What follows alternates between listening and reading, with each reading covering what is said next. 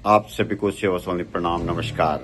आज का ब्लॉग बनने जा रहा है परम शांति की प्रेरणा, जिसपे अपने विचार मेरे पिताश्री द्वारा आपके सामने रखे जाएंगे, जिसमें यह बतलाने का प्रयास किया जाएगा कि किस प्रकार श्री कृष्ण द्वारा धर्मराज युधिष्ठिर को प्रेरणा दी गई कि शांति किस प्रकार प्राप्त होती है। तो इसी विषय पर सुनते हैं पिताजी के मुखाग्र बिंदु से। धन्यवाद। पांडवों में सबसे बड़े भाई युधिष्ठिर महाराज हस्तिनापुर के राजा बन गए। भगवान कृष्ण भी उनके दोहरे आते जाते रहते हैं। अब कुछ दिन पहले युद्ध क्षेत्र में, उससे पहले वनवास, उससे पहले जुआ खेलना, ये घटनाक्रम यहाँ पहुंच गया कि राजगद्दी पे युधिष्ठिर महाराज जी बैठ गए, क्यों बड़े भाई थे। लेकिन साथ साथ वो एक अवसर भगवान कृष्ण ये भी कह दे, योगस्थ कुरु कर्माणि संग त्यक्त्वा धनंजय। धनंजय माने अर्जुन के लिए, युधिष्ठिर महाराज जी के भाई। सिद्ध सिद्धो समो भूत्वा समत्व योग उच्यते। आज बतेरे लोगों के आगे लग रहा है योग। योग शब्द का मतलब होता है जोड़ना, प्लस माइनस। प्लस माने जोड़ना। योग शब्द को हम जुड़ना भी कह सकते हैं। किससे जुड़ना? जो मैं से ऊपर है, जिसको हम ये मानते हैं कि ये हमारे रक्षक हैं, ये हमारी कामना सिद्धियों को पूरा करने वाले हैं, उनसे जुड़ना है। अब जुड़े कैसे? भगवान कृष्ण ने ये भी कह रखा है, कर्मेंद्रियाणि संयम्य यमास्ते मनसा स्मरन इंद्रियार्थान विमूढ़ात्मा मिथ्याचार स उच्यते। हम कैसे जुड़ते हैं? कुछ मांगने के लिए। इंद्रिया अपनी कामनाओं की पूर्ति के लिए, अपनी इंद्रियों की तृप्ति के लिए, उनकी पूजा भक्ति आराधना ये तो सब करे। लेकिन उन्होंने कह रखा है कि मेरी प्राप्ति इस तरह से नहीं होगी। राजा बन गए थे, भगवान उनके परम हितैषी थे। हितैषी ही नहीं, परम परम हितैषी। वो चाहते थे कि ये राजा बन करके कहीं इसी लेट लपेट में आ जाए और इनका आज तक का किया कमाया सब जो है कबाड़ा हो जाए। कबाड़ा मानता हूं मैं इसको, जैसे मैं ही हूं। उन्होंने पांडवों को परामर्श दिया,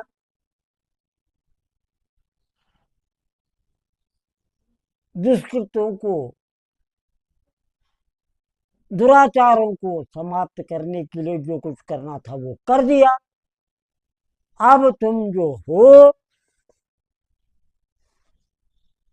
राजपाट के अधिकारी तो अवश्य बन गए, लेकिन उसमें लिप्त हो जाओगे तो तुम्हारी जो आस्था है असली, वो धीरे धीरे कम होने लग जाएगी। इसलिए छोड़ दो इसको।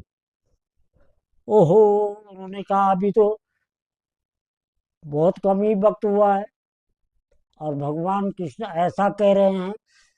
अब कहना भी उनका मानना ही है और उसमें भी विचार करना है क्यों कहा है इतनी जल्दी। भगवान कृष्ण का ये सिद्धांत रहा है। क्या कहते हैं वो? सबको सही रास्ता दिखाना, गलत नहीं, लेकिन सीधे सीधे तौर पर नहीं। इसीलिए उनके जन्म से पहले उनके गुरु ने उनका नाम कृष्ण रखा हुआ है। कृष्ण शब्द का मतलब आमतौर पर काला होता है, लेकिन उसका एक असली अर्थ है टेढ़ा। आपने जहां भी देख कोई भी चित्र राधा और कृष्ण का युगल स्वरूप में हो या अकेले हो, भगवान कृष्ण को ध्यान से देखे कैसे खड़े रहते हैं, सीधा कहीं नहीं है। और न जबान सीधी है और न शरीर सीधा है। नाम ही कृष्ण पड़ा हुआ टेढ़ा। युधिष्ठिर के लिए कह दिया छोड़ो इस राजपाट को। युधिष्ठिर महाराज डर गए। उन्होंने कहा महाराज देखते हैं।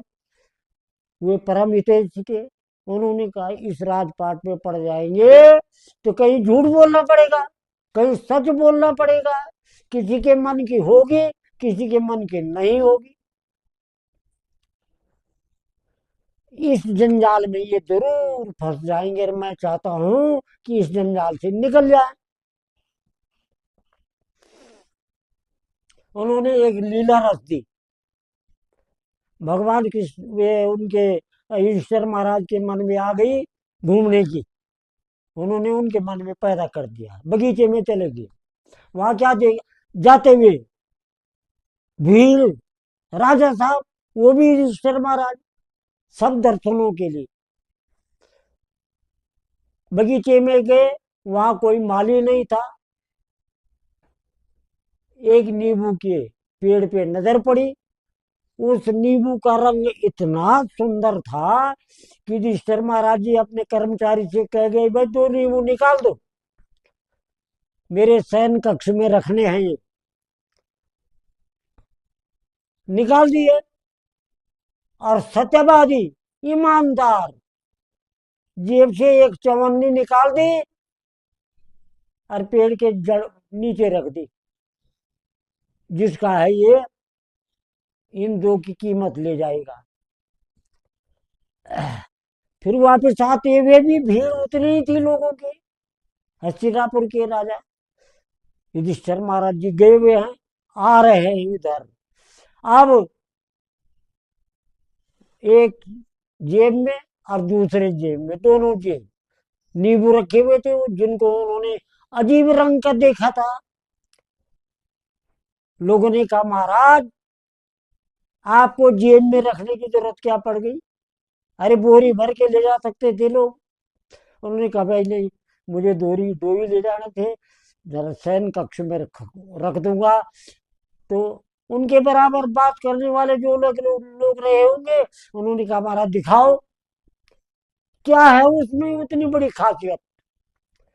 युधिष्ठिर महाराज जी जैसे ही जेब में हाथ रखे, वो यूं कर रहा था नींबू, और उनका पसीना उतर गया, होश उड़ गए। लोग भी लाचार हो गए कि इन्होंने कहा नींबू है और ये तो जानवर का जैसा बच्चा हिल रहा है। अगर निकालता हूं तो लोग कहेंगे इन्होंने नींबू कहा, और नींबू कहा ये तो बच्चा है बिल्ली का या कुत्ते का।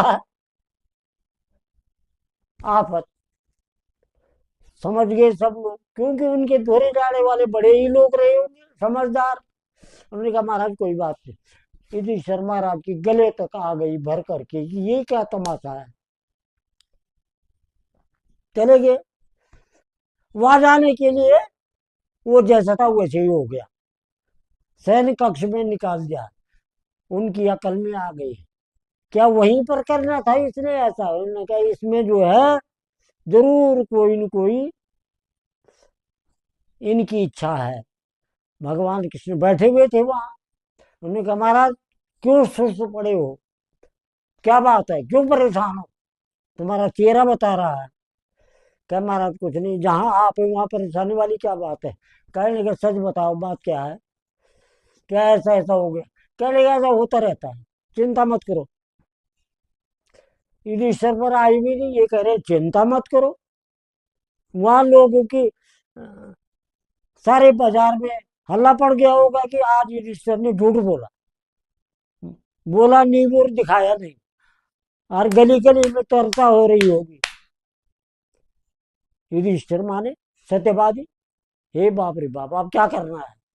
उन्होंने कहा चिंता मत करो। कौन कह रहे हैं? भगवान कृष्ण।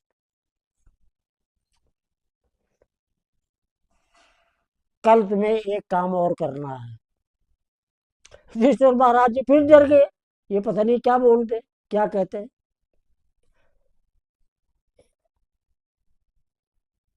कल अपने साथ 2 जवान ले जाने हैं, उनके पास 2 बोरियां देने हैं, 2 लट्ठे देने हैं।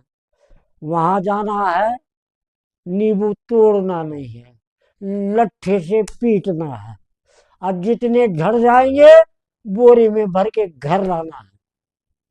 युधिष्ठिर महाराज कहने लगे, महाराज मैं युधिष्ठिर हूं, ऐसा कैसे कर लूं? भगवान कृष्ण कहने लगे, जैसा मैं कह रहा हूं वैसा करना पड़ेगा। करना है। करना पड़ा।